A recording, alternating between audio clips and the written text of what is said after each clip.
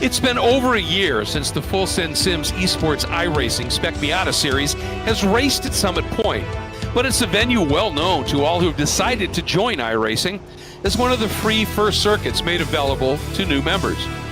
From the early 70s through the 80s, it hosted a number of pro races and was an early favorite of one P.L. Newman when he ran the Bob Sharp repaired Datsun 510.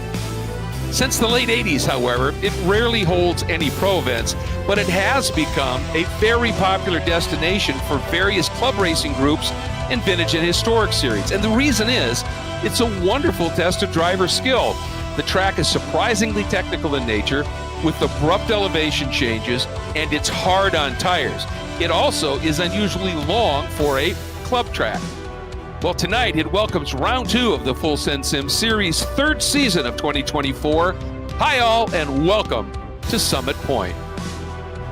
This is a fantastic little racetrack, Greg. 2.1 miles, 10 corners around here. Yeah, it hasn't been on a lot of pro schedules as of late, but the challenges around this place are numerous. It's a completely different racetrack in the first sector versus the second. It's got a super long straightaway, longer than that of Watkins Glen's backstretch, even if you take out the bus stop. So there's lots of high speed here. There's a lot of handling sections and a couple passing opportunities, but one down at turn 5 that can get you into some trouble. Yeah, that one's a little tricky. You have to pull it off. It's got to surprise somebody. But the interesting thing, too, is there's 40 feet of elevation change here, and it comes abruptly. As you enter into turn 3, it dips and then climbs really abruptly, then falls into that turn 5 you were talking about.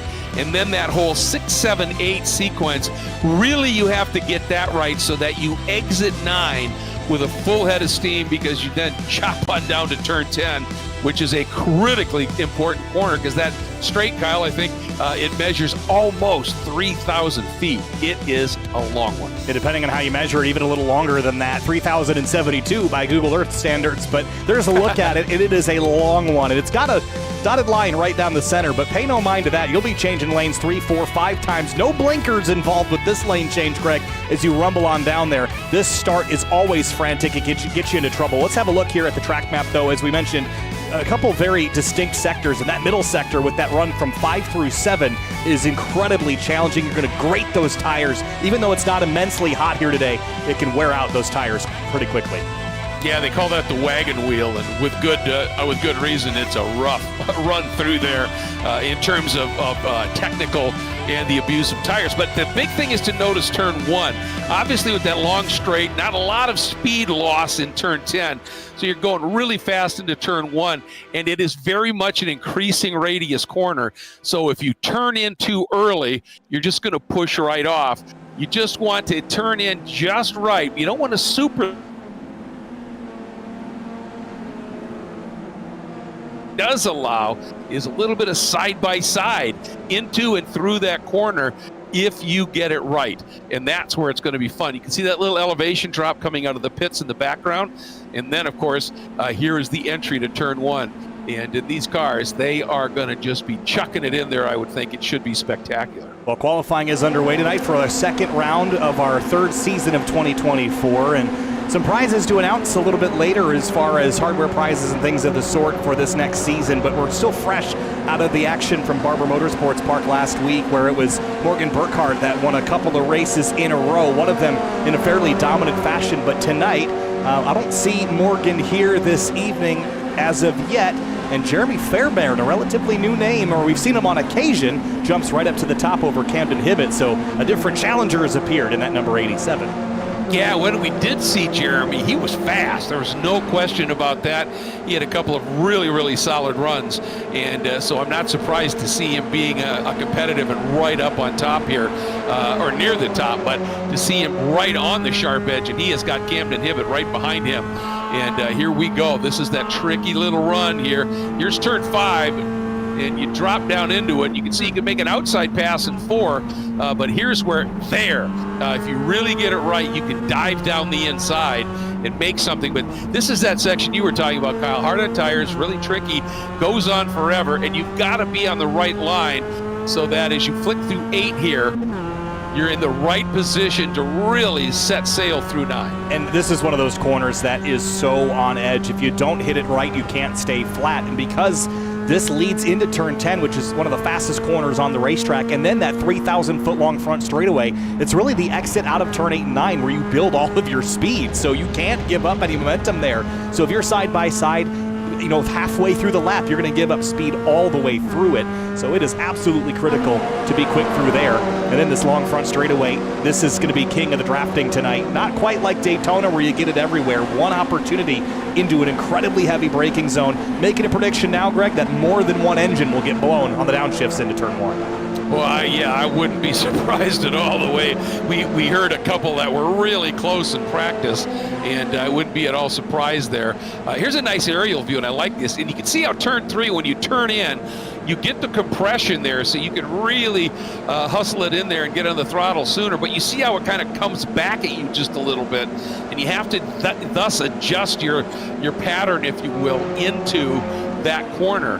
And then the other part of it is here, when you get down into this 4-5 area, there's not a lot of runoff. Look in the background there. When you get in there, right in here, if you go off, usually it can be pretty big. And if you go off and cut back onto the racetrack here and cut through the center of the wagon wheel, that is a drive-through penalty, or maybe even a stop in 30. Can't remember off the top of my head, but if you go off, you have to rejoin the racetrack just a little bit further down from where you went off. You can't just drive through it and slow down and rejoin. It will get you a penalty regardless. So that's something to note, especially when you outbrake yourself, which will happen. But as you pointed out in the intro, Greg, this is one of the first tracks that you drive at iRacing when you get the service, right alongside Lime Rock and Okayama and WeatherTech Raceway Laguna Seca. So most drivers here will have a lot more experience on this track, for example, than some of the other ones on the calendar. And just to name a few of the tracks that you won't have a lot of experience on, as the Miata goes straight off at the exit of turn 1. For example, Willow Springs is a track that is new to the service and isn't necessarily a very sought-after track as far as a purchase. So that's a track that we head to next week that drivers will need a lot more time on to prep for. Yeah, and that's a really good point, actually. And I'm going to give everybody a little reminder right now. If you need time on that, this Thursday night, there's a group practice at 7 p.m. Eastern time at Willow Springs. So if you need to get out there and spend a little time on that track, I would set that up on that on this coming Thursday night. But back to this here, Nicholas Rice-Budo has gone to the top by a tenth of a second. So a pretty good lap there.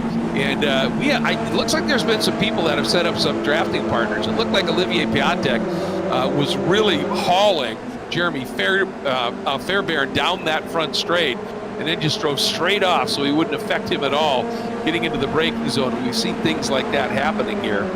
Here's that tricky turn 3. We'll be lucky. You can run wide. Now in the background, you see somebody run really wide like that, and I've been trying to get an answer on it because we saw in practice some people just drive around the outside of people and doing that, and so I'm not convinced that that's legal, but we have not heard otherwise. So yeah, the gravel isn't much of a dissuasion over there, at least here in iRacing, that's for sure. But you mentioned the draft on the front straightaway. It's a big advantage. I don't think it helps you a lot anywhere else on the course because you'll end up with that accordion effect into the braking zones and slow yourself down. And I think there is something to be said about drivers. I've seen, for example, Gresham Wagner do this in Toyota GR Cup where he'll just go out there by himself and qualify better than everybody just because he doesn't have that effect. So the draft can help you, but being in proximity can hurt you. And wanted to check in on Court Schmidt also because he has got quite the setup tonight. Have a look at that, Greg. Wow. Well, that's for real, huh? I don't know what size monitors those are, but they look like TVs at that scale. Yeah, they look monstrous. Boy, I mean, talk about full wraparound here. And yeah, it's a great time for us to be able to talk about Full Send Sims and Court, and obviously the title sponsor and the guy who envisioned and created the series, and those sims. What they build there, and they build entry-level sims. You can see one sort of sitting off on the right there. But then they will go all the way up to the absolute top level with, the big shaker rigs that have all the full motion. They even build rigs that will fit inside a race car shell if you want to get that into the reality of it. They do it all. And remember, he got all of his sim building and training skills in the military, where it is top-tier stuff. And then as a very avid road racer, he has incorporated all he learned in the military sim building into what he does for these rigs. And they are just remarkable. And we're so lucky to have him and have him decide to put this series on. And it's been a treat to be involved with it. It's certainly with the promotion that they do, and with the driver skill that's out there, it has attracted some incredibly top-tier drivers, hasn't it? It has. A number of drivers from Toyota GR Cup and Global Mazda MX-5, and there's a handful of other drivers that have joined us from the ranks of IMSA in the case of Morgan Burkhardt and SRO, and it's just really neat to see everyone pile in here, SCCA runoffs, competitors, and things of the sort. So really been exciting the last couple of seasons to watch it grow, and 32 cars here tonight will start our two 20-minute races, and they are going to be pretty exciting to watch as Jeremy Fairbairn improves up to 4th that time through. Camden Hibbett is 3rd. I don't hate being an odd number, though, Greg, because you'll start drivers right heading down to that first corner. I think that'll be an advantage come the opening moments of this. The other thing to note in consideration here in qualifying, look at where the pit lane is. You actually exit the pit lane right before the start line. So, if you can get a running start, you can get a quick lap in, even if you qualify late, which in the case of Leonardo Scorpione, he might have to do. He's run 4 laps, but none of them have counted for time, and he's only got 35 left. He will not get a qualifying time in, the only one of the 32 drivers who will not. What a shame. He has been racing in the FARA Pro Spec Miata series and has been really impressive there as well. Just wanted to make a note here. Jose de las Casas, he is 16th right now. He is having an absolutely great qualifying run in his number 717. There you see him sitting in the pit lane, but he really put together a great lap out there. It's great to see him up there. And of course, he is with FARA. He is one of the co-owners, the 3 co-owners of FARA, and they are now an official partner of this series as well.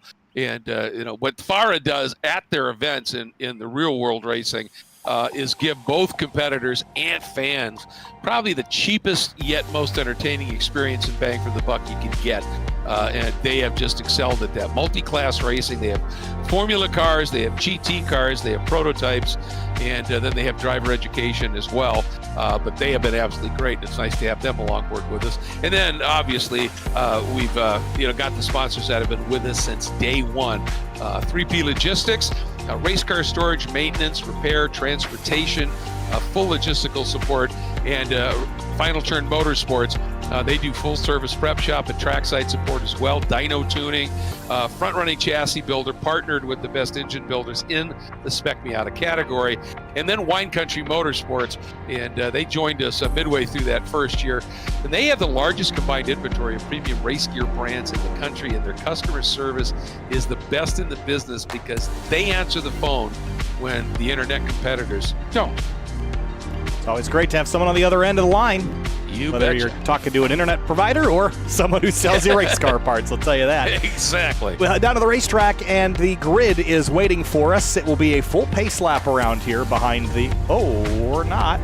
I don't see a pace car, which means that we might have a standing start. I don't think this was intentional, Greg, but we're going to have to roll with it. So starting from a stop, we got plenty of straightaway. That means we're going to go green pretty quick here, though, so no time to roll through the grid. And, boy, this is going to be a lot of fun. You better get through those gears nice and efficiently. Yeah, and we've got an offset, too, which would indicate a standing start, doesn't it? This is going to be interesting. It'll still be the 20-minute race, but, well, we'll get to see, as you said, the master of the shifts here. And everybody, you can use, from what I understand, a paddle or a sequential, but you've got to do the full clutch, which means you've got to click it, make the clutch, click it again. And we have seen even them have a few issues here. So just waiting for this one to get underway, but it's going to be Nicholas Rice-Puto on the pole, and he needs this. He had pole at the first one. He needs to make some points up in this one. We're green! And a great launch there by the front runners. One car pulled off in the background. We're already 3 wide as the 55 of Murphy Nichols got a great lunge. This is not a procedure that we typically practice, Greg, but those that do are already excelling. Yeah, doing a nice job here. And here's where you talked about Hibbett in that third spot, but he could not stay. He didn't get it quite the good enough start to stay with Rice-Puto up front, and I think that is going to see Olivier. Yep, he has tucked into that second spot, and now he is coming after Nicholas Rice-Puto here, but it's going to be interesting to see. He just sweeps around the outside into turn 3. There's where he runs. Oh, and a spin. That is Beans Forster. in the back, and then a big carambolage. Beans up on his roof. Another car damaged right there. Wow. Can't tell the number on that one. And more trouble into turn 4. Oh, gosh, cars left and right up over the berm there. Yeah. And now the 155 of Cam Evans spun out, Skip Brock Jr. This is calamity. Geez, that's, Josh Soto is gone. Look at the pit lane. Look how many cars are on the pit road here, Greg. Look at about this. as many as are on the track. Oh, my gosh. That was crazy. We got through Just one, crazy. and we didn't get through much else. Well, the interesting thing is, our steward, Andrew Benas, said in the notes, he said that the lap 1, turn 1 rule is in effect, where if you are involved in an accident, you're parked. Well, they all got through that corner, and it all happened in turn 3. But Piatek leading from Rice Pudo, Jeremy Fairbairn, Camden Hibbett, Jordan Rixagrini, and Jorge Ortiz, who didn't get to run with us for the last few races of last year, is back with us. He's always been quick. Nice move down to the inside there on Jordan Rixagrini. Jordan trying to float the outside with him and did it. And that's what I was talking about, Kyle, is the way that this corner works. If you position yourself right, here comes Fairbairn on Rice Pudo, squeezes him just enough where Nicholas has to sort of drop a tire onto the grass at turn in, and that is just enough to move you back, and it killed his momentum a little bit. Here comes Camden, and you can see that Nicholas just went to the left a little bit right there to dissuade Camden from trying anything. And the battle behind him is still on, and it looks like it'll be Rixagrini here as he finally gets a hold of it a little bit going into 6. But now, using the over-under, getting a little overlap, here comes Ortiz using the curb. Oh, this is tight. You can't run through there side by side. Ortiz gets a little hip check from Rixagrini into turn 9, though. They're still door to door. That's tough to do, and they've done it. That is 5th and 6th. Really tough. Oh, and now here's that little, it just bends a little bit. Oh, Camden gets a little hip check as well from Rice Pudo and floats a little bit wide. And look at that. Ortiz was able to get through on Rixagrini. We have a number of cars coming out of pit lane, so we're going to have traffic in this one, Kyle, really early compared to what we see usually. All but 4 cars involved in the early lap crash are back on the racetrack. Dylan Lee, Josh Beccari, Sori Richards, Johnny Morrow, and Josh Clatterbuck are out. Everyone else, though, is rejoining the course. There's Murphy Nichols in the 55. There's Camden Hibbett crossing over Rice Pudo here. We'll watch this battle, and I do have the incident tagged so we can go back and look at it. I doubt we'll be able to sort everything in a replay or two, Greg, but at least we'll see where it starts. Yeah, and I'll tell you, for Cam Evan, Bees Forrester, and Seth or Josh Soto, look at that in the background. Gosh. Let's see Who was it that went right up and over the bank? That was a little later, I think, here, but here's so the 77's alongside Forster up into turn 3. They're going to go off in here. They just make contact innocently on track, and then from here on out, wow.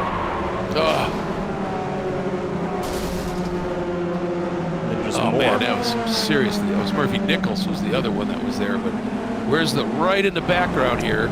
Let's see, well, there's Clatterbuck. Yeah. It all happened so fast. Yeah, it was a blue car. There was one car that in the approach to turn 5 went right up and over Deacon Greenfield? I think it might have been right here. He's going to get clipped? No, it wasn't him. There was someone else that did that. Yeah, and no, interestingly enough, there's a story that was told to me by, who was the gentleman that ran Pirelli GT4 America all those years, Greg? Yeah.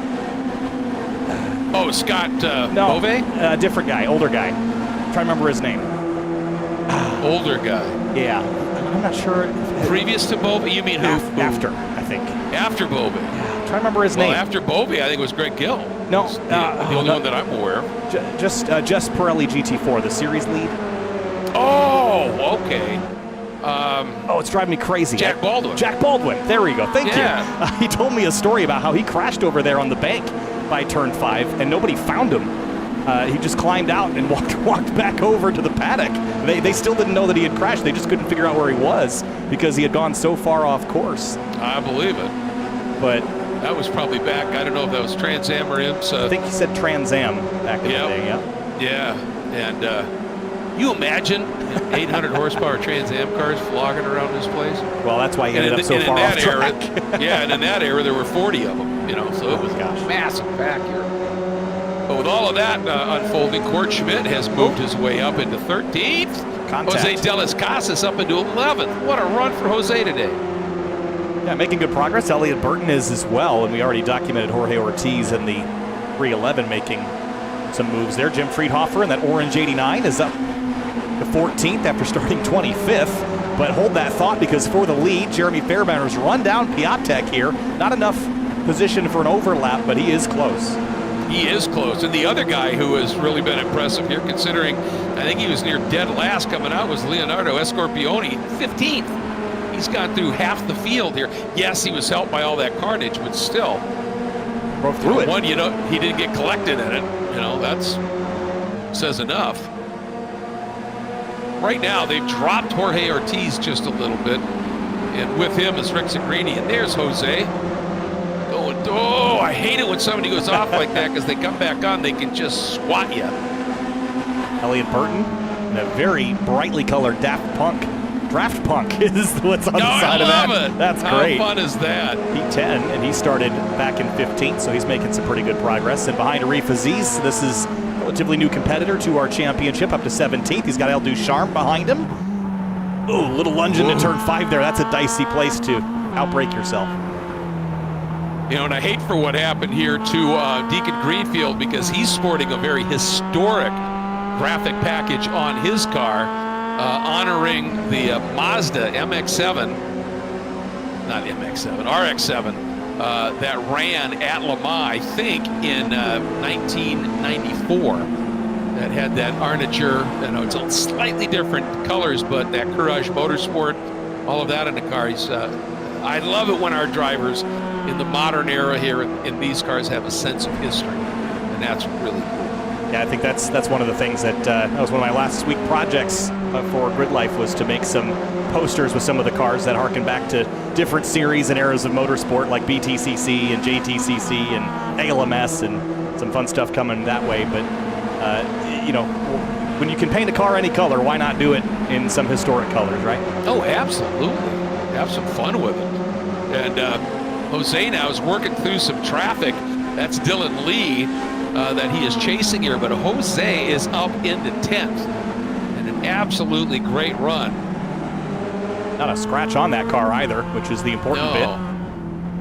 But just watch this long right-hander. I mean, you have to get on power, track out to the edge. You're still turning, get to that apex. Now you can straighten out. And then you got to sling back to the left and set up for this turn 9. All this links together. If you get one corner wrong, it burns you all the way through. Yeah, you can literally get behind in your steering, as I think it was David Pearson said once. But the issue is then you carry that deficit all the way down here. And here you do give a little bit of a lift, maybe just a dab on the brakes to plant the nose. But now if you've been slow from 8 or 9 into 10, you're probably going to be a little off pace all the way down that incredibly long straight. Ooh, big lunge here down the inside of Wozencroft goes Skip Rock. Don't know if it worked out the way that he was hoping for, but he got through. Yeah, he looked panicked when I changed over to him. Yeah.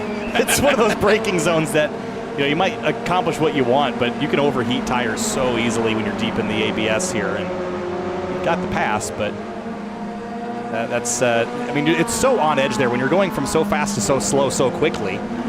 If you miss your braking point by a foot, it's going to be another 10 feet that you miss your apex by. Right, and the thing is, if you really overheat them, as you said, going into turn 1, right there, the touch, and that caught the 29. Oh, that's a shame for Jean Reyes. Yeah, just tight quarters racing here, and side by side through turn 4 is so hard. But you'll see right here, he turns in, and he might have turned in a little too much. I think so. I don't think he realized that he was there. Yeah, it's tough. I've been in that position. I've gotten wrecked down there more times than I care to admit. And in my rookie days in iRacing, and a lot of it was just not leaving enough space. And it's not because you turned in, not expecting the car to be there. You did. If you didn't turn in early, you would end up way wide. So sometimes you just have to commit and hope the guy eats the curb on the inside. But if you eat that curb, then you wash up into the outside guy. So it's really a lose-lose. It's probably, you're not going to win in that scenario. Your best bet is just to, and you hate to do it, and race drivers do not like to, but sometimes you just got to get out the throttle a little bit. Never. And yeah. Well, yeah, never, and you're in the fence. Right. And speaking of Jack Baldwin, I remember one of the early years when I was announcing Trans Am as a series announcer, traveling with him. And at the end of the day, he was just upset. It's the only way to put it. And he had a minor spin and just grazed the wall. And I could see he wasn't happy. And I said, Jack, what's up? And he goes, this age versus youth thing is pissing me off. And I said, why? And he goes, well, I haven't had an incident all year. And Scott Sharp, who was his teammate, has one almost at every race, in practice or something. And he said, and for him, it's a badge of honor because everybody says, oh, the young Charger. I do it, and they go, he's a veteran, he should know better. It was just so fun to listen to him grouse here. But Hibbett has gone through on Jeremy Fairbairn. And remember, Camden, with Morgan not being here, Camden is in a good position here. And the thing that got me was, Piatek needs a pretty good run here. He wasn't, but Cam Eben was one who had struggled, in terms of where he finished. And Deacon had a good opportunity here. And some of these guys that were looking really, really good, in particular Josh Soto, who we know is fast but had a miserable event at Barber, is down the order again. And, that is uncomfortable at best. Boy, you got some good battles going on here. Yeah, some great fights. Scorpione. Oop, little contact there from Court, and Friedhofer's going to cross him over and under out of turn one. And you bring up a good point that, this early in the season to have a bad race is, look at this fight here for third. Ortiz past Fairbairn, who seems to be fading at this stage. Tries to keep the nose in, and he will, but it's so early in the season to be giving up points on lap one in a race. It's a mistake that I hope these drivers won't make again, at least en masse like they did tonight, but sometimes you just have nowhere to go. This is a great battle between these two, but they're giving up lots of times to Hibbett. 1.6 seconds back now they are from second place. Yeah, they're still side by side, and of course now you're going to get down into turn 10, and if you don't just, there you go. I think that was the smart move there by Ortiz, was just to breathe out of it, but that loss all the way down that straight. Here comes, is that Rick Segrini alongside? It's Rice-Puto. Rick Segrini's trailing. Rice-Puto, yeah. Well, this is going to be interesting, as Rice-Puto is maybe going to get a little help from Rick Segrini here. Oh, too tight of a line here, though, for the 87. He's not going to make the corner. He does somehow. He got it slowed down. But that's such a shallow entry that you have to just slow down another 10 miles an hour to make that tight radius. And yeah, the only thing that helped him there was that up on the outside, you can see there that Rice-Puto and those guys were also sort of frozen by it. So we go back to Skip Brock, who is in a scrap right now as he's working his way up. Whew, these guys are going after it. That's Brock right on the back of Andrew Gilliland.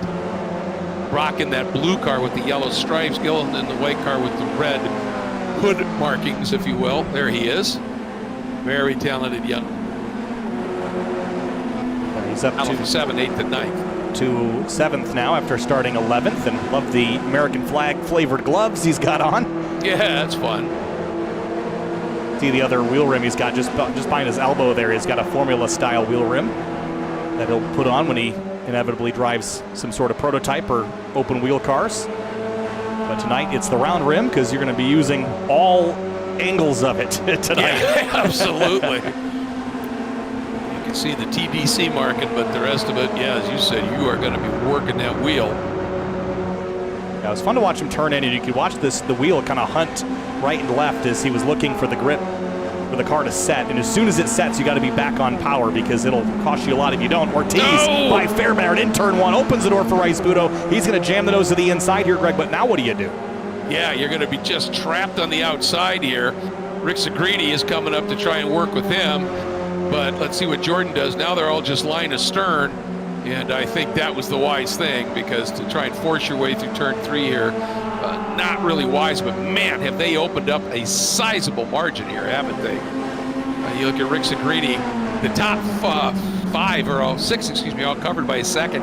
Then it's another 6 seconds back to that battle with Brock Gilliland, Rosencroft, and De Las Casas. Good little scrap here for position. We're running out of laps. About a 14-lap race is what we're expecting in each of these tonight. We're on lap 11 at the moment as Jim Friedhofer is in the pit lane, and I'm curious as to why. And you see the damage on the nose of that car, so he just pulled off, but I think he got the damage somewhere else. It was not on this lap, but I think he was involved in that crash. He was in the pits for a while, wasn't he, and then came back out? Yeah, I don't recall seeing that. Oh, look at this. Brock through now, maybe on Gilliland here. Got the position, and he's there. If Gilliland can throttle up, if you get passed down here into 10, it's usually easy to open up the opportunity to draft right back by, and he'll do just that here. Boy, what a pretty counter move by Andrew. Brock not giving it up easy. He's got that nose ahead on the outside. What is he going to do here? Now it'll be the inside here, and he's got position, and Andrew's just got to open it up, doesn't he? And back to the right, but again, it's hard to maintain overlap here. All the while, look at this, fighting for fourth place now. Contact between Fairbairn and Rice-Puto. And right in front of them, Ortiz, obviously. And boy, I'll tell you, I didn't realize it was a 5-second gap from Piatek and Hibbett, who are just gone right now. But that tells you how close this battle with Ortiz, Fairbairn, Rice-Puto, and Rick Segrini is right now they are all covered by something on the order of half a second. This is, thought that Brock was going to try and just stuff it down in there. Racing everywhere right now. Oh, this is fabulous. Oh my gosh, no margin between those two bumpers there. And what an opportunity for Piatek to pick up a win if he can maintain the gap back to Hibbett. It's 0.8 of a second. It's not coming down, and it should be about 2 laps to go, maybe 3 this time. So Piatek has an opportunity to snag a race win at a pretty early stage in the season. And Piatek arguably had one of his worst events ever in this series at Barber. He comes in here 28th out of 30 in the points. And so he needs this to get himself back on track. Rick Segrini now really working as we have 2 laps to go, 2 to go. And when does somebody make the move here? Camden taking a 10th back up front. That's not going to be enough. But this is the battle that I think we're going to see. And we got a bunch of traffic coming. And Brock once again down to the inside. Does he? Oh, and I thought Andrew was going to cut down underneath, and this time I think it was because Andrew realized if I go down inside, like you said, Kyle, you're trapped on the outside of 3. I think he just wanted to try and draft him. But look who's lurking in the background, having cleared all the traffic. Jose De Las Casas, and he's less than 2 seconds behind these guys. And we're not done here yet either. This has quickly turned into a fierce 4-horse race for 4th place. Make that 3rd, actually, with Ortiz. A little contact there. And the contact looked very soft, and what I mean by that is I saw the 87's bumper disappear into the 311s. That tells me that there's some internet issues at play potentially here for one of these 2 cars. A high ping or something. It also could be me. There's a massive storm about to roll through Chicago. Well, not massive, but it's a fierce one, but very small, so it should pass quickly, but that was weird-looking contact. It was. I was looking at it too, going, how did neither of them have damage at all? So I think you're right. It looked like because Jose, as we have the white flag coming out here, Jose had a little bit different line and had to overslow just a bit. And I think that just caught him out a little bit by surprise. But boy, here we go. Turn 1. There it is. Ortiz. Rick Segrini trying to inside, outside. Where do I want to go here? Ooh, big wiggle from Fairbairn under the brakes. Rice-Puto is right there. It's so tough if you don't get that pass done into 1. Really difficult here. I mean, maybe into 3 if you've got the serious overlap. But up front, Hibbett, he has trimmed that down to under half a second on Piatek now for the lead.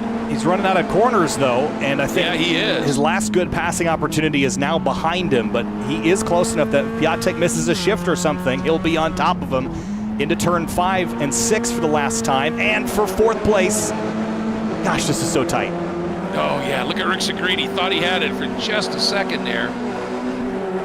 See, I think Ortiz is taking that little tighter line in, and then he's overslowing a la Morgan Burkhardt a little bit to just try to park his competitors and not give them any shot at a big move here. Now, Hibbett, what's his shot? What's his opportunity here?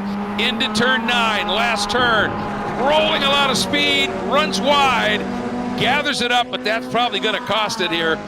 Although he didn't lose much, but to the line, Piatek does get that win. And man, did he need that. And here's that battle behind. And Ortiz with all of that going on. What's it need? Who's going to get that spot? I think Rick Segrini just literally nosed him out, didn't he? He did. I think Rick Segrini is going to get 5th.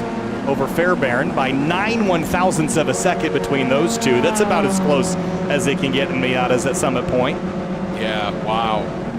And then Skip Brock held on after he got in front, the whole race battle in front of Andrew Gilliland, then Wozencroft and Jose de las Casas. An impressive top 10 for Jose.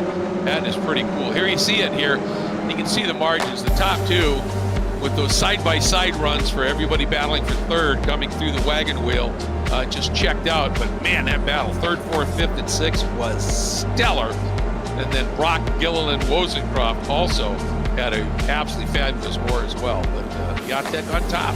Well, the early crash took out a lot of cars there. The top 10 had pretty good races, but you start looking down. Beans Forster out, got back on the racetrack, but down in 19th. Josh Soto, Cam Eben also involved in incidents on the opening lap. But here's the drivers that really suffered. Deacon Greenfield was off to a very good start. Murphy Nichols got a great launch in that 55. He ended up skyward out of turn 3, coming off the bumper of one of those spinning cars. Jim Friedhofer, late collision ends his night. Sawyer Richards and Court Schmidt also out. Gianni Morrow out as well in that first lap crash. So that was a big one on the opening moments of this race, and we're going to have to do another standing start, which means that if you didn't learn anything last time, well, now you got to apply what you learned this time.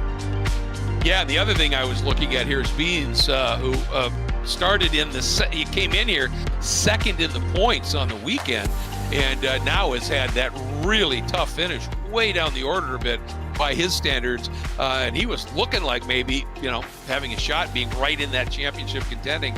Now obviously you get drops, and if he could put it together again, it's great.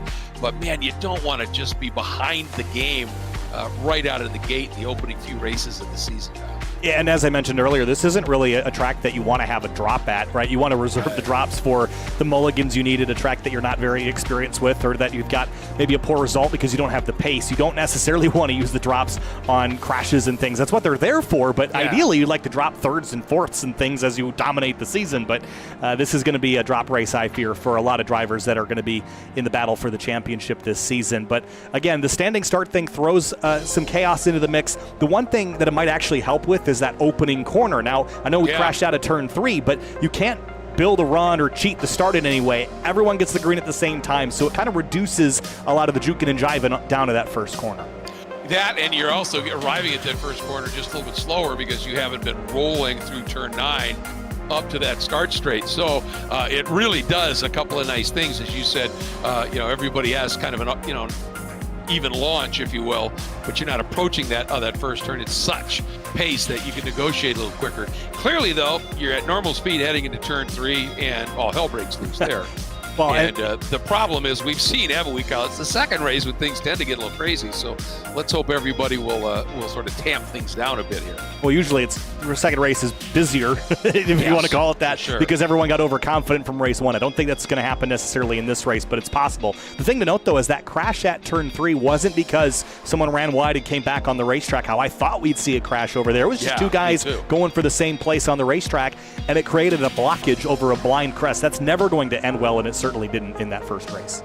Yeah, absolutely right. And just getting back to that first race, as we talked about, it was such a tough opening round for Olivier Piatek, and this is exactly what he needed.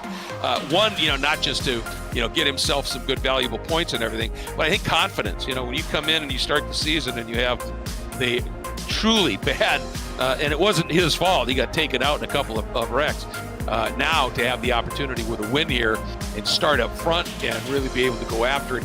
But here's the thing, and I would hope that we are going to see, Kyle, that the drivers in that third, fourth, fifth, sixth group, whoever it might end up being, at the start, will not be doing that side-by-side racing really early and letting two of the drivers just check out. And I would think that, these drivers are certainly experienced enough to look at that and go, well, that was dumb. And let's just try and stay and make it a 6-car battle for the lead and then see what happens. It's so tempting to get involved in a battle for 5th or for 5th, 7th or 10th or 12th, but you're right. I mean, you kind of have to work together, and this is a corner I'm going to blame for a lot of that, because when you come down here through turn 4, look at where it's going to track you out. The cars are coming at you in this shot you see here. When you track out, your center track usually even further to the left, so you're braking on an overtake line, right? If you're braking with carrying speed there, you're already to the inside of the car that you're battling. So this corner creates creates a lot of opportunity, especially after a straightaway where you can use some draft. What that means is you're never satisfied sitting back there because you feel like Superman downhill with a draft into a heavy braking zone. You see a lot of surprise maneuvers down here, and that's what gets drivers caught up in battles that sometimes aren't wise to be in. Right, and this is, one of those classic corner complexes that the 4-5, 6 even as you approach it here, but 4-5 in particular, that you have to race differently than you would qualify on it. When nobody is trying to pass you, you're not in a door-to-door race because you'd want to come through, swing back right a little bit, and then really set up 4-5 and get yourself placed for 6 like that. But you, as you said, you've got somebody that's got a head of steam right behind you. If you drive that line, they are absolutely going to go straight to the apex there of turn 5, and you're just going to be frozen on the outside. Or if you don't sense it coming and you turn in, you're going to get clouded. And we saw, some battles even towards the tail end of the race for the lead down at Paddock Bend, which is the last corner on the racetrack. And there's some pavement runoff out there. And I think we mentioned this in qualifying, but all the pavement here is fair game. So all of that, even if you're outside the line and the curbing, is considered racetrack. That's where the cone is placed. Thank goodness those cones are not run overable like they usually are in iRacing, because they wouldn't exist probably after lap 1 with how much drivers are pushing the limits. But you can carry good speed down into turn 1 there. We saw Camden Hibbett almost apply it. He just turned in a little early to try to get that mid-corner run and just paid for it in the gravel on exit. But we saw how close he got. Despite all that, he could have maybe gotten to the lead had he just not used up all of his energy on the entrance to that corner. Yeah, I think you're absolutely right. And I think that's a great way to put up, because when you use that level of energy on entrance, something's going to give somewhere, right? And I love that this track, apparently, they have decided to use in terms of runoff and what's legal and the like, use the Mario Andretti school approach that we talked about at Barber, that if you don't want me to drive on it, don't pave it. So here, if it's paved, have at it. Yeah, they don't give you a ton of pavement runoff, but the little bit that you get is all fair play. Now, contrast that with a place like Watkins Glen, where if you don't enforce that, you end up having drivers go pretty much to Ontario to make it through the first corner there. Exactly. So, here it's a little bit less egregious to run out wide. But you mentioned turn 3. That is a corner that isn't enforced, at least in iRacing in the traditional sense. You will pick up yourself an off-track out there, Greg, so that will count against you. But you have to go pretty far to get a slowdown. And so drivers especially, it's not even necessarily for speed. It's just sometimes you get lazy. and you just kind of unwind the steering wheel a little bit, and that can mean a lot of speed for you. Anyway, time to go race again. Jorge Ortiz did not make the grid. Oh, boy. Time to go racing, Greg. And we're off. We're green. Standing start. Bad start for Rice Pudo. And there goes Fairbairn and Rick Zagrini right by him. Maybe even Skip Brock. He moves over to cover, and Andrew Gilliland, as a result, is going to swing to the outside. But already Piatek and Hibbett pretty much have line astern. And if Rick Zagrini fights inside Fairbairn too much, those lead two are going to just ease away again here. There's Sean Reyes in the number 29. And I don't see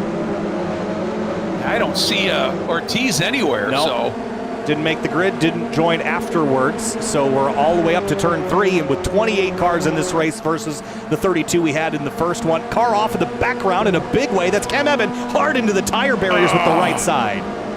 That's look at the damage to that car.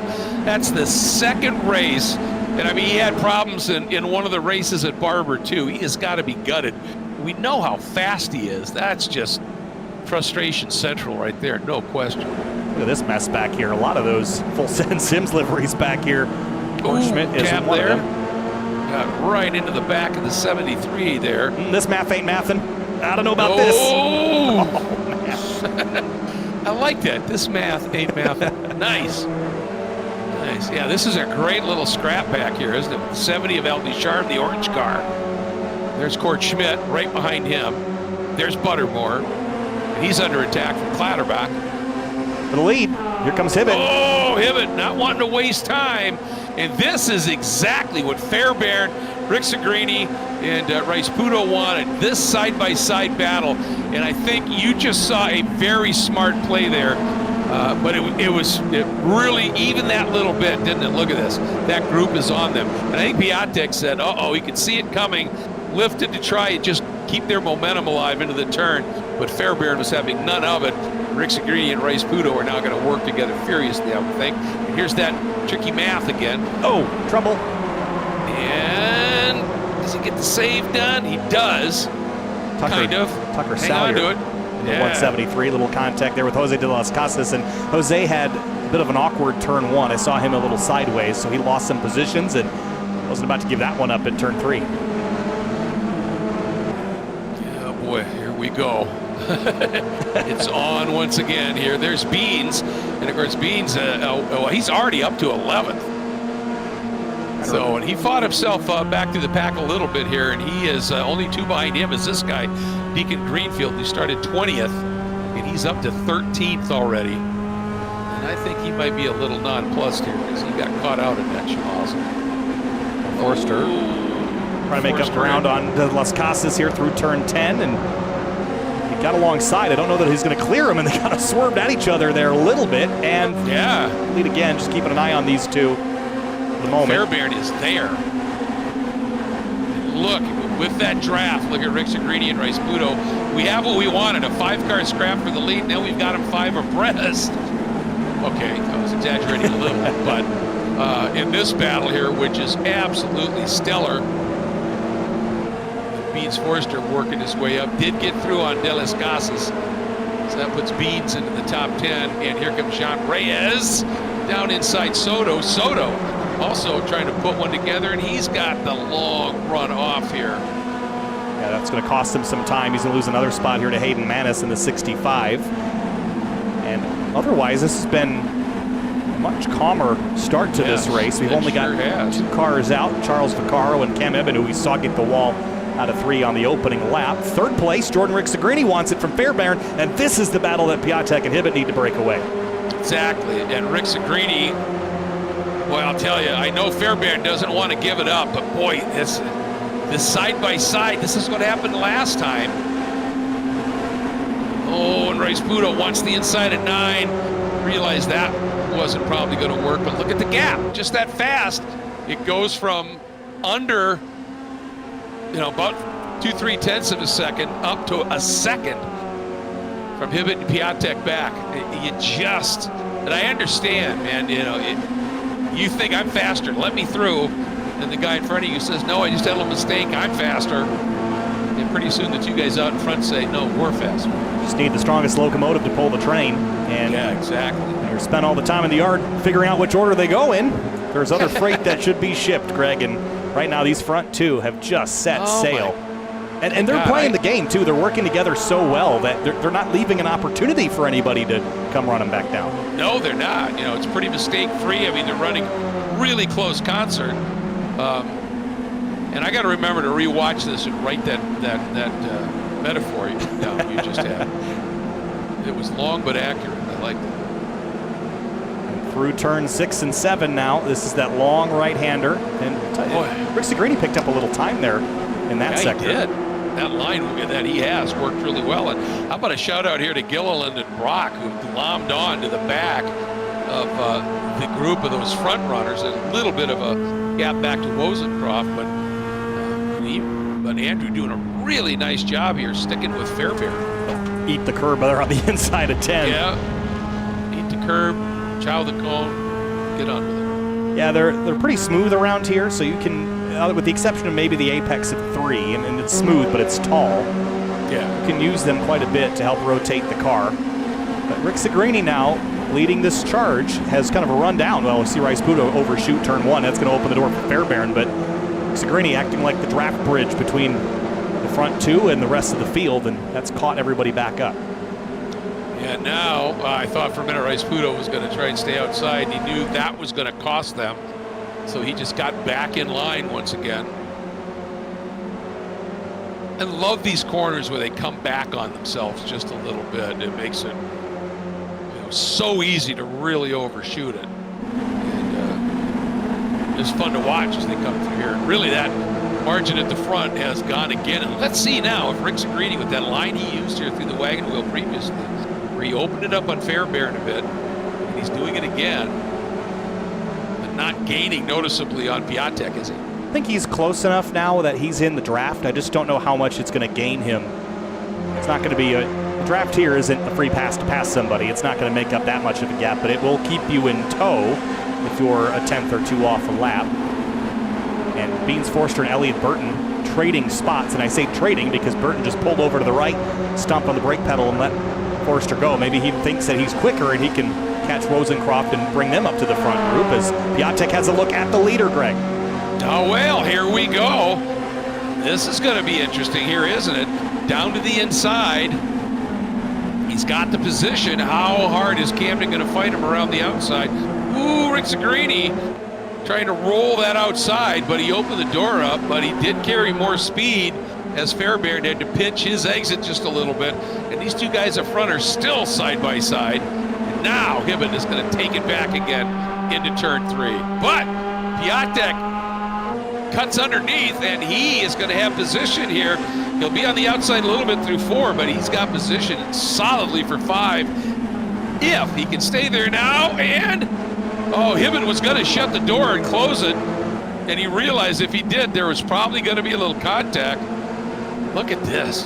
This is bringing Wozencroft right back into it. And Beans is at the back of this group, not too far off. Yeah, this is what we wanted in that first race. Yeah, great racing here through that wagon wheel area, and Piatek is going to have another look at Hibbett here.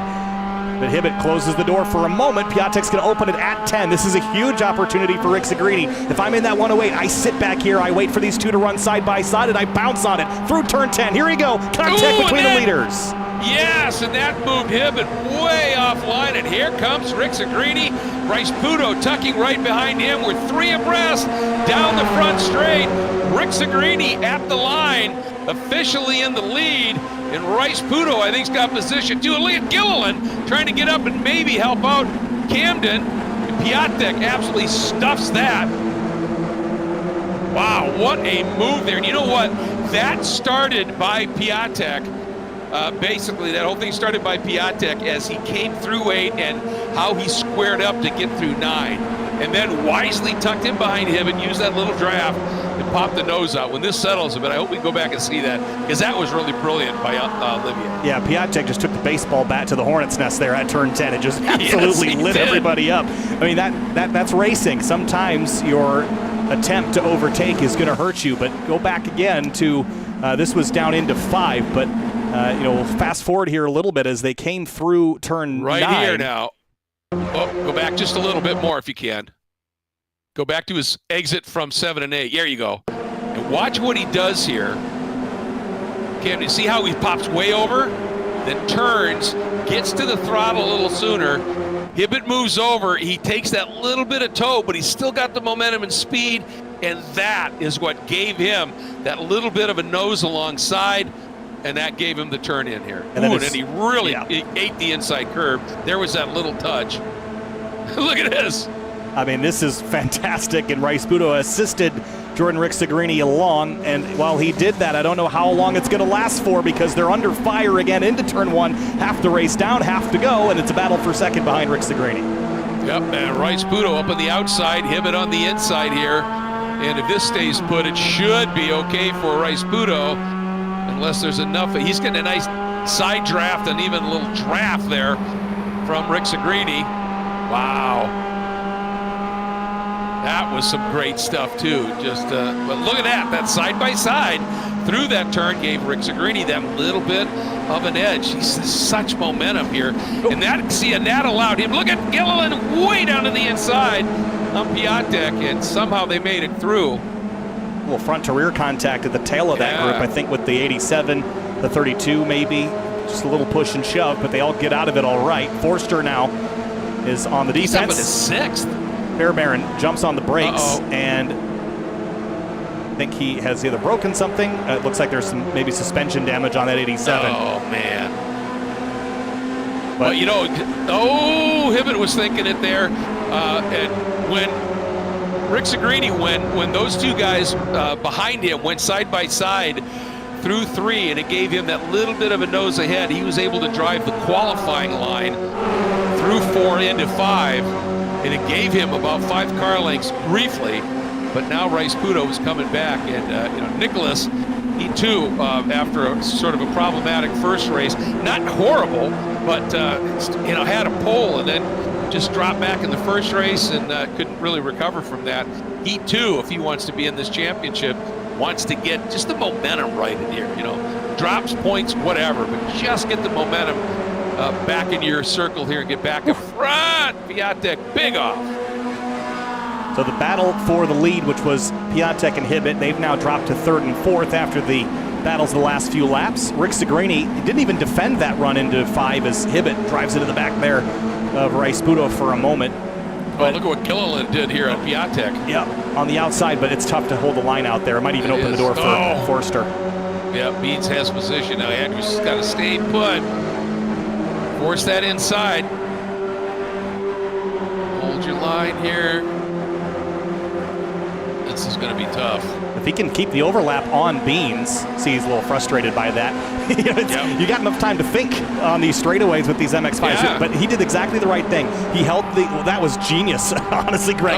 What he did there, to see what he did, he held the 23 to the inside, made him compromise his corner, then jumped on the brakes early, crossed him over. That was a veteran move there by Gilliland. That was cool. That sure was, and it's bringing Skip Brock right with him. Beans could find himself frozen on the outside and go right back to the 7th spot from his 5th here.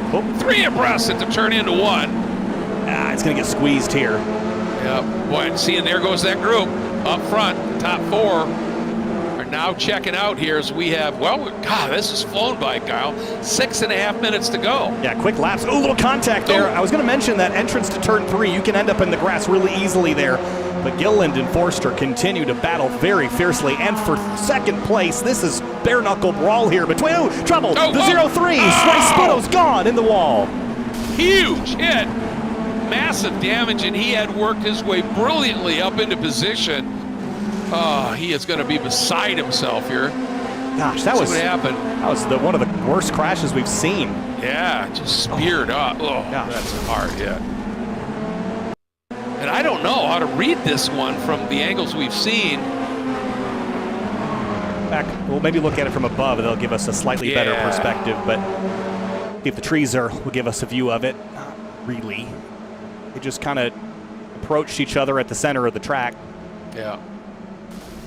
Gosh, that was a high-speed impact. I hate to say it, you know, for Nicholas, but it almost looked to me like the back end started to step out before there was contact there. Just met in the middle, and yeah, exactly. Big crash for Rice-Budo. That'll be a drop, I imagine, 25th place at the moment. And 5 minutes to go, and then there were 3 at the front. Yeah, they just keep dropping here, don't they? And it's Rick Segrini, Hibbett, and Piatek, then that little bit of gap. Skip Brock, what a race he's having. Up into 4th, Beans in 5th, Andrew 6th, Rosencroft having a great race here in 7th. And for the lead, look at Skip. Hibbett on the outside of Rick Segrini, but that'll put him on the inside for 5, and Rick Segrini's not been defending this. He'll leave the lane open. And he's going to try and keep that overlap. He's got it done. And now I would think he just float out a little bit. Oh, and here comes Piatek, but now, of course, he'll be on. He's got to keep this little bit here, and he thinks better of it because I think he knows, you know, Skip Brock is less than a second behind him here. But here we go. It is side by side once again. This is going to give a double draft to Piatek. And they settle it before they get to 10. Smart move. That puts Camden in front. But Rick Segrini got the little bit better exit, I think. Where does Piatek go? Zach can decide really who leads here. Down into turn 1. Camden at the line. Piatek decides I'm going to get them both. Well, he's going to go along the left side of the road. 3 wide for the lead. 3.5 minutes to go. Little contact there from Rick Segrini. Piatek bails out. Camden Hibbett crossover to the inside. Piatek really turned in dramatically and almost got collected by Beans. It was one of those deals that, Beans was staying as far to the inside as he could. But look at this, side by side, heading into turn 3. Tough to go through this one side by side. That is respectful racing. And Piatek will take the opportunity to drive by Rick Segrini on driver's right. But if Jordan can stay there, a little slide there by Piatek right onto the racing line and right in behind for second. Boy, Brock actually got passed by a really on-form Andrew Gilliland here. He has been superb today. Wozencroft right there as well, but we're back to a good 4-car battle as Beans has glommed onto the back of this group with about just under 3 to go, 3 minutes. And you know what? Beans might be in the catbird seat here in a way. This track has been so racy tonight. It has been. It's been fabulous. You have to compromise so much in that middle sector that you gain something in one place, you have to give it up somewhere else, which isn't always the case at some of the bigger tracks. But Gilliland going defensive now for 5th place, and Skip Brock Jr., Andrew Wozencroft. This will be a 3-horse race for 5th place. 2 laps to go on the board. You see the damage to the back of Gilliland's car? I don't know how much that's affecting him here. But gets to the inside of Brock, nonetheless, stays there. Oh, you know what? It's not damaged. It's just it's a black part of the graphic. Sorry about that, Andrew. Well, let's hope it stays that way. Yeah. Without any. That's not a sure thing. No, without any nose damage. I think actually Hibbett's got some on his nose. No, well, it's got a little crinkle in it, but nothing major. Nothing major. 2 to go, folks. 2 to go. Here we go. Into the wagon wheel. Side by side. Oh, Piatek trying to make it work around the outside. Couldn't get it done there. Slots right back in. Beans right there for the fight for 4th. Gilliland is closed up a bit as well. There they are. Gilliland right there, and there's Brock right behind him. Through turn 9 and setting up for 10. Piatek's got a little run, but I think he'd be wise to sit on it here and set up for front straightaway, and looks like he'll do just that. Boy, Beans had a problem. Gilliland's coming through. I don't know what happened to Beans, but he just lost a ton of momentum. Maybe missed a shift. Yeah, white flag. We are on the last lap. 3 cars for the lead. That potential misshift or whatever for Beans has dropped that group back noticeably. And here we go. Piatek wants the lead now. It's going to go in deep to the outside. Hibbett, side by side, right behind him. Rick Segrini. Oh, I think Piatek got a little bit too wide, maybe. Or did he? He had those right side tires, and the left's right on that outside curb. No, he's in position. Rick Segrini trying to decide where I go. Camden going to fight around the outside. Ooh. And again, not a lot of room given there for Piatek, and it has given Hibbett the lead. And here comes Rick Segrini for 3rd, Kyle. Oh, Hibbett covered off the inside. That was a late defensive move. He might get a shot for it. He does, but he keeps the car straight into the wagon wheel for the final time. And Piatek is going to have one last opportunity at turn 10 to find some overlap. And Jordan Rick Segrini, I still think, is in the passenger seat of all this. He can't do much about it, but he can pick up the pieces at the end. Exactly right. And you know that these guys up front, they want this win here, and they've got exactly 1 corner to negotiate. How is this going to play out? Rick Segrini got a really nice run. As you said, couldn't do anything with it there. Who's pushing too hard here? Everybody is. Onto the front straight we go. And look at Gilliland. Does he have the run on Rick Segrini? I don't think he got it, but so close. What a drive by Andrew Gilliland. Hibbett, you can see there, that little smile, just sort of, he doesn't often smile, but when he does, it's just sort of this not a smirk, but just this little smile creeps in. And look at the battling going on behind here. Fabulous stuff. Salyer and Schmidt, excuse me, coming to the line. Salyer getting that one. Wow. But the margin between Rick Segrini and Gilliland for that final spot on the podium, 24 milliseconds. That was fun, and Rick Segrini did grab the podium there. But what a race. That was a fun one. That was awesome. You could tell drivers were getting frustrated with each other, but that's just the nature of this. You have enough time. I mean, when you're driving some of the faster GT cars, Greg, unless you're at a place like Daytona or Le Mans, you've got to be hands on the wheel all the time, focused in. But here in an MX-5, you got opportunity to say, hey, man, what was that all about? You get a second to think about it. But it's because the racing is so fierce that you're all trying to work together. And when someone doesn't, it can be a little bit off-putting, but man, it was a fun battle tonight watching these guys go at it, and wins tonight for Camden Hibbett and Olivier Piatek. Yeah, whenever that group in 3rd or back, would think about going side by side, they do it briefly and then they come right back in. and that just kept this great group right at the sharp end of things. That was so fun. You can see there, Hibbett, Piatek, Rick Segrini, the podium, a breakout race for Andrew Gilliland. Beans was as high as fourth, and then slipped back a spot. Again, Andrew just driving brilliantly here. Almost got third. And how about that drive by Josh Soto, coming from well deep up into eighth? Yeah, similar story there. Deacon Greenfield. Yeah, I was going to say exactly. Deacon Greenfield in that 20 car up to P10 after starting the night not really in the way that he was hoping with that accident on the opening lap. Jose de las Casas had a fun battle. He ends up 11th. And we noted the Tucker Salyer and Court Schmidt fight all the way to the stripe, 14th and 15th for those two.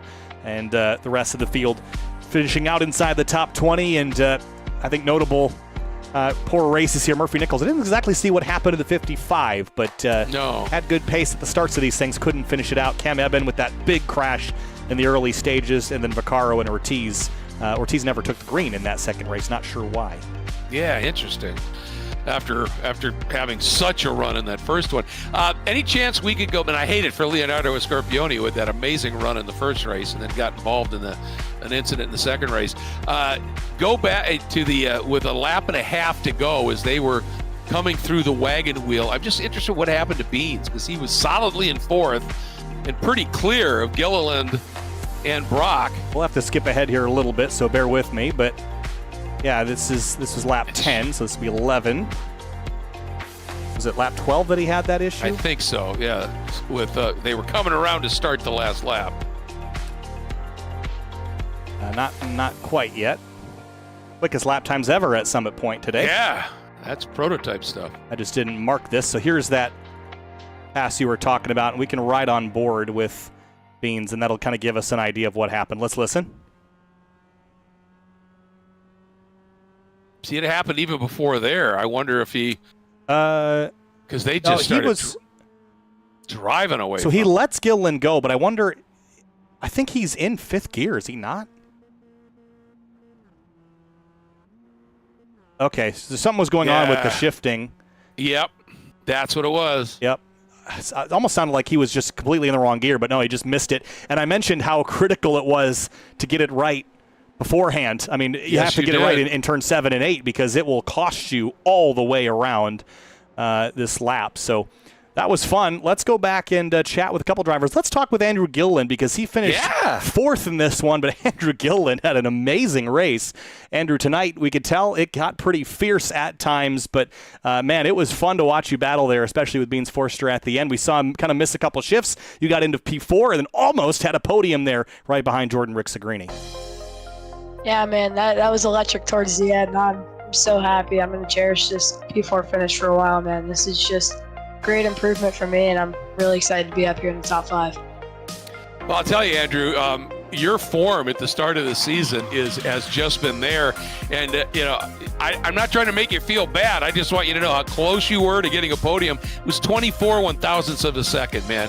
And we thought you may have had it there on Rick Segrini. So not only did you get past Beans when he held you up a little bit with those missed shifts coming through the wagon wheel, but then you ran those guys down up front on that last lap.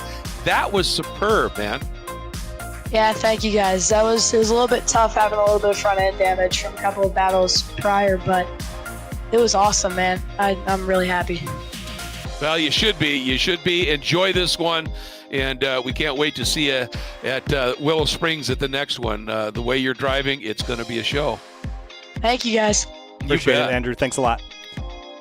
All right, let's talk with Jordan Rick Segrini, who came home in third in race number 2 and fifth in race 1. Jordan, it was pretty exciting out there tonight for that top spot. You just set up the pass for the lead perfectly. 3 wide down the front straightaway. Take us through your night, especially that second race in the battle for the lead.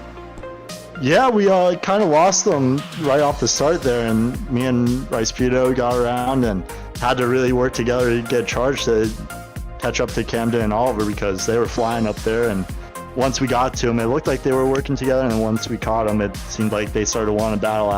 Oliver wanted to get around Camden. He didn't want to be the back car, and when they went too wide through that last corner, just set up a good run, and they were both compromised, and Bryce helped push me through, and we got into the lead. And I don't know what happened between Nick and Camden, but something happened, and after that part, I just had a smile on my face the whole rest of the race. That was fun going back and forth over under each other, and that was more fun than winning the race, to be honest with you. That was a lot of fun going back and forth like that. Well, it was that much fun for us as well, and just watching how you played that to get to the lead. It was such a neat strategic move. But, there were just moments on this track where it looked like it was so easy to get that momentum nulled a little bit.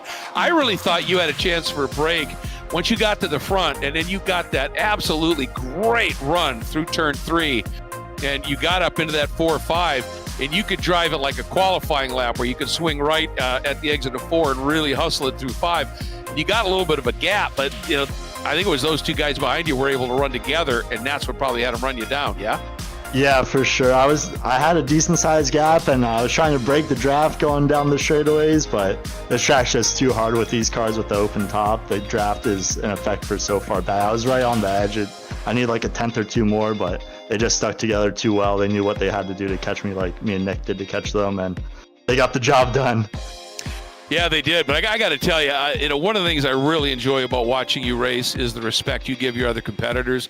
And we just had a little shot there of a couple of guys, running right to the apex curb or the exit curb with somebody on the outside. You always gave everybody just enough room. And to me, that speaks volumes. But so a great podium in this one. Well played. Thank you, Greg. I appreciate it. You bet. Thanks, Jordan. Appreciate it. Thanks, Kyle. Olivier Piatek comes home second in race number 2, but the highlight of the night for Olivier's first in race 1. Fierce fight, though, in that second race. A lot of aggressive elbows out driving, overs and unders. Jordan Rixagrini in there as well. Take us through that fight there because, race 1, it was just you and Camden, but race 2, it felt like everybody and their mom was out there battling you for the lead. Yeah, race 1, I honestly just got in a good position, saved tires in the lead, and then was able to pull away in the end, and it was pretty well. But race 2, it was just a big stack up, because once the packs were in 2 or 3 cars, you can't really pull away here. So we're all just stacking up all of that, and then if you go for a move of this track, you bottleneck so hard, and it brings more and more drivers in. So I tried and pass Camden, and we'd hold each other up like 5-6 tenths in one corner, and it would bring so many guys in. The more guys in the pack, the more aggressive you have to be to not fall farther back in the pack. So it just bred a whole entire race, just going for every opportunity you can go for, just sending it and all of that. And I got to ask you, Olivier, you're fast. We certainly know you're fast, but after that really tough weekend, or event, I should say, at Barber, one, you needed this maybe in terms of points, but there's so much racing yet to go. Did you just really, does this feel good to get that flow and momentum and maybe that confidence back and go, all right, I got that win, I can get after it now? It definitely feels amazing. I've had so much bad luck in FSS my whole time doing this league. And it feels good to get a good weekend together, get some points going, get some momentum going, and I'll hope to carry it into the next round. We do too, and you're absolutely right. You have always been absolutely superb with your speed and your racecraft, and you've just had, as you said, some horrific luck. And let's hope that's off the shoulders now because you certainly have championship contending pace, bud. Sure, that's the plan. Good man. Thank you, Olivia. Appreciate it. Nice job tonight. Thank you. And let's talk with Camden Hibbett, who came home in the top spot here in the second race of the night, but it was P2 in race number 1, Camden. Tonight, at times things got pretty spicy, I got to say, out there. The first race, it was just you and Olivier that just got to battle back and forth there as you separated the rest from the field. But in race 2, elbows out, a little side-by-side into turn 4. Nicholas Rice-Puto ends up in the tires. But, all that aside, you come home and pick up another victory here, first of the season this time around. Yeah, we had 2 very, very different races tonight. The first race was pretty calm. Everybody was just kind of staying in line. And race 2, it was kind of all bets are off, and we started going at it, and it was a lot of fun. I apologize to Nick on the contact and on lap 10, I think it was. And I think, looking back at it, I think it's just a racing deal. But we'll talk about it and move on. And congrats to Oliver on his race 1 win. He was flying. I was saving tires, and then I started pushing with 3 to go, and I caught a little bit each and every lap. And I just couldn't get there quite in time. I think it was a 10th of the line, but I just needed 1 or maybe 2 more laps to actually get the pass done. And then race 2, it was just kind of every man for themselves, and we were going at it really hard. And it was clean racing for the most part, and it was a lot of fun for sure. Well, it's certainly fun to watch and to call when you guys were all stacked up like that. But you guys, early on, it looked like you guys might make that break once again. And then Olivier decided he wanted to try and pass you. And suddenly that whole group behind you came right back into it. And you guys had an absolutely fabulous battle. But I wanted to point out that, wins are great, but it's points that wins championships.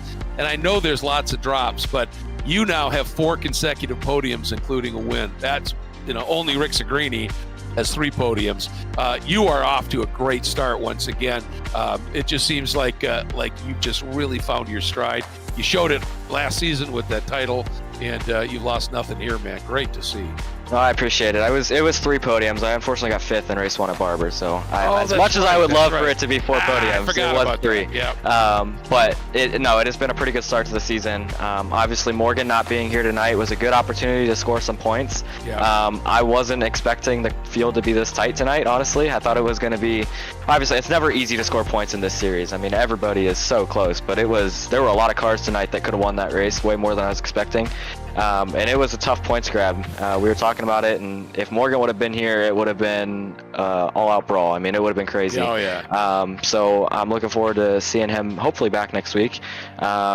And we're gonna move on. And like you said, it's been a great start to the season. I still got some work to do.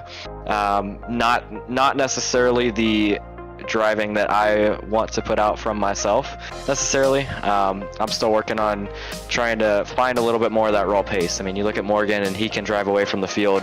I don't know that I can say that I can do that at this point, so we're going to keep working on it and keep pushing through the rest of the season. And real quick, shout out to Andrew Gilliland. I've been helping him this season with the coaching, and he is made big strides. Congrats on the P4. It was awesome to see him get that finish today. Well, I'll tell you, I was going to ask you about that because, you're one of the young guys, right, that has come up and earned yourself a championship, and to see his progress at his age. And I mean, he missed the podium by 24 one-thousandths of a second. And to do that after he and Beans had their exchange on the second to the last lap, they both lost time. He got by Beans and then ran you guys down. Now you guys were battling, but still, a breakout event, I think, for Andrew Gilliland. And now I'm not surprised knowing you've been working with him, coach. Absolutely. It's been a heck of a run, and he's been getting miles better with each and every week that we've done together. And I'm looking forward to finishing the season, and he'll get that podium before the end of the season. It'll come for sure. Yeah, I tend to agree with you here. Camden, absolutely a superb evening for you. Thank you. I gave you an extra podium. I forgot that. I was looking at top 5s instead of podiums here. All good, no worries. Yeah, great stuff. Great stuff. And you know what, Kyle? I mean, we saw that on that first race, they talked about it was a breakaway up front. The battle for third on back was as fierce as the one we had for the lead in this one. But when it's for the lead with that many cars, it's always so much fun. Every time we go to these really neat racetracks in iRacing, it's a lot of fun to go to places like Watkins Glen and Road America and Sebring, but it is nice to head back to kind of where it all begins in an iRacing career. Yeah. And these tracks are fantastic. There's a reason why iRacing has them as base content, Greg, because it teaches you racecraft. And I think tonight was a great example of that in all the ways, bad and good. Yeah. We saw a big mess in the opening race, but that second race was absolutely spectacular. And we're heading to a track that I thought was going to be base content. It was scanned back in 2010. It wasn't built until recently, but Willow Springs out in California. It's sort of like the West Coast version of Lime Rock Park, although a lot faster. It's a club circuit. It's a pretty small facility, Greg, but it is a fast place, and I can't wait for it next week. Yeah, and it's I believe, one of the longest lived tracks in North America as well. Such history there, and it's going to be absolutely spectacular to get out there. But I'll tell you what, we had some great battling here to be sure. And of course, we've got to wrap things up with a big thank you to Cord Schmidt, Full Send Sims, for everything that they do here. It is extraordinary, and he just keeps working at it at 100%. Also, of course, thank you to Farah coming on board here last season, and just absolutely great to have them. Their Real World Series is fabulous, and it's one that a family of 4 or a competitor can attend and not break the bank, and it's really exciting. And of course, always 3P Logistics. They are just absolutely phenomenal. And the other partner that's been with us right from the off, of course, is Final Turn Motorsports. Motorsports, an incredible group as well. And finally, we always have to say thanks to Wine Country Motorsports, race gear and equipment at its finest. Want to remind everybody that if you're coming to Willow Springs next Tuesday night with us, but you haven't been there or been there for a while, this Thursday night we're going to have a group practice, an open practice, Willow Springs Raceway. Just go to fullsendsims.com and find it all. For Kyle Heyer, and as always to Finney and DeCuna for the great efforts that he puts in with our cameras. It has been a pleasure with having you here at this great track. We got another fun one coming up next Tuesday night. We'll see you then.